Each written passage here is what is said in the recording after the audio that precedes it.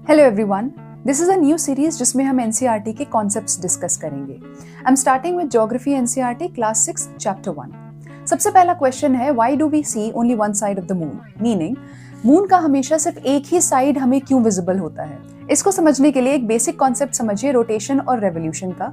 तो रोटेशन एक एक्सिस के अराउंड होता है, मतलब जैसे अगर मैं इसको मान लूं, इसको अगर मैं रोटेट कराऊंगी तो दिस वुड बी रोटेशन और यहाँ पे एक्सिस होगा। ठीक है, रेवोल्यूशन क्या होगा? This would be revolution, right?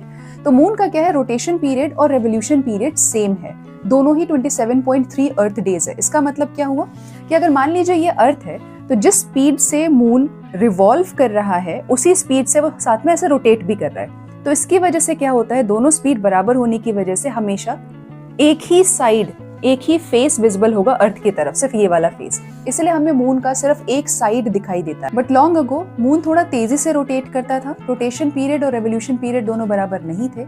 अर्थ के ग्रेविटेशनल फोर्स की वजह से एक टाइडल फोर्स क्रिएट होता है, उस टाइडल फोर्स की वजह से ओवर मिलियंस ऑफ ईयर्स जो रोटेशन पीरियड है वो थोड़ा स्लो डाउन हो जाता है और फाइनली रोटेशन पीरियड और रेवोल्यूशन पीरियड दोनों बराबर हो जाते हैं। This is called tidal locking.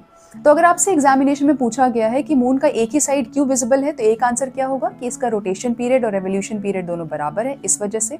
अगर ये ऑप्शन में ना मिले तो tidal locking will also be the right answer, क्योंकि उसका मतलब भी यही है।